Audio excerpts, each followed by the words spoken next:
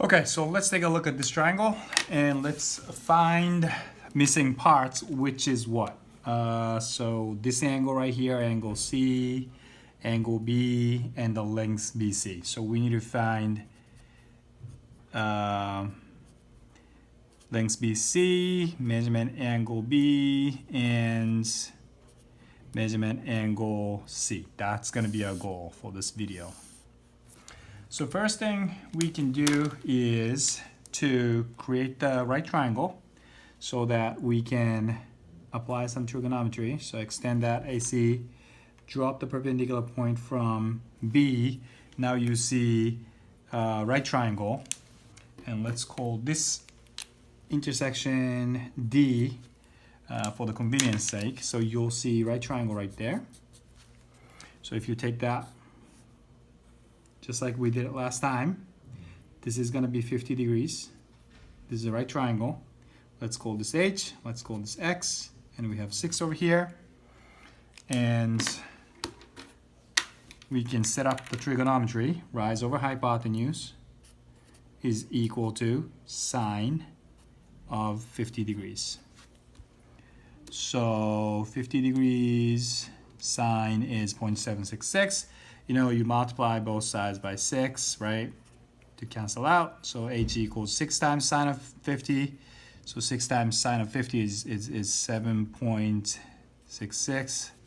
So if you multiply this by 6, you get approximately 4 point, can I just say 4.6? Yeah, let's say 4.6. So H guy is 4.6. Now we can use Pythagorean theorem or trigonometry, Pythagorean theorem to find out X, right? This square minus this square equals this square. So X squared is going to be equal to 6 squared minus 4.6 squared, right? Using Pythagorean theorem. So let's do that.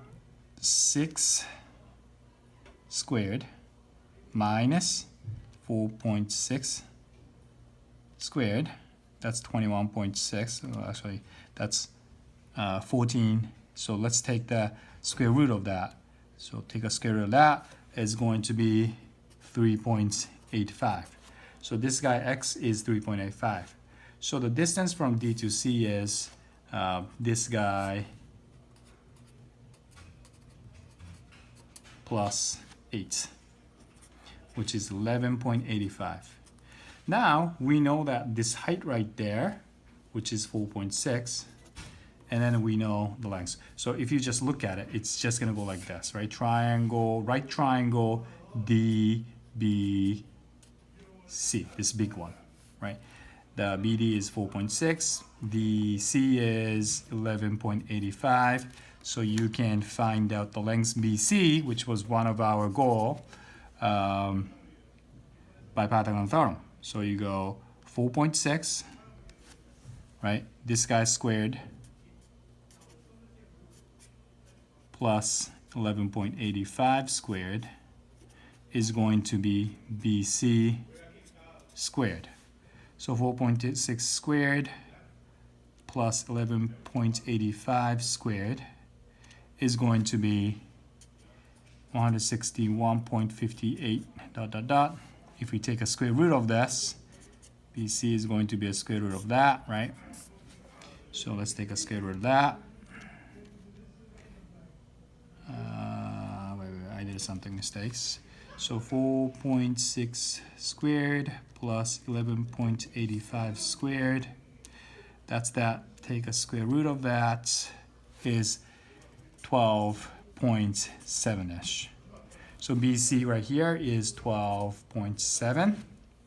Now we can use we can use trigonometry. So if we looking at this one, right? Measurement angle C, that's what we're gonna try to find.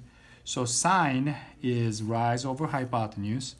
Rise over hypotenuse, which is 12.7, is going to be sine of angle C, right? So we're going to use inverse sine right here to cancel that out so that we only see angle C left.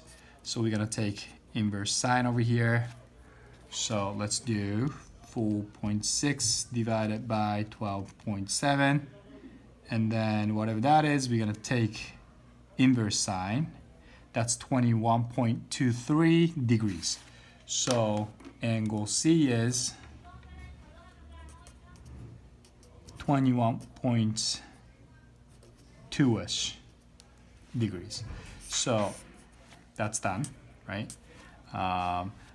Then we have to find out angle C right there. No, actually this guy, right? So we know these three angles, angle B, A, C, will add up to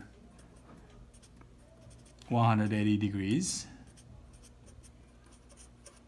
Now we know what the angle A is, which is 130 degrees. We don't know what the angle B is, but we know angle C is, which is 21.2-ish. So, subtract both sides.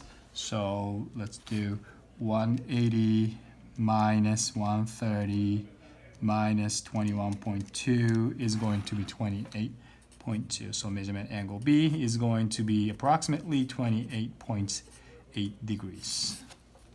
Done.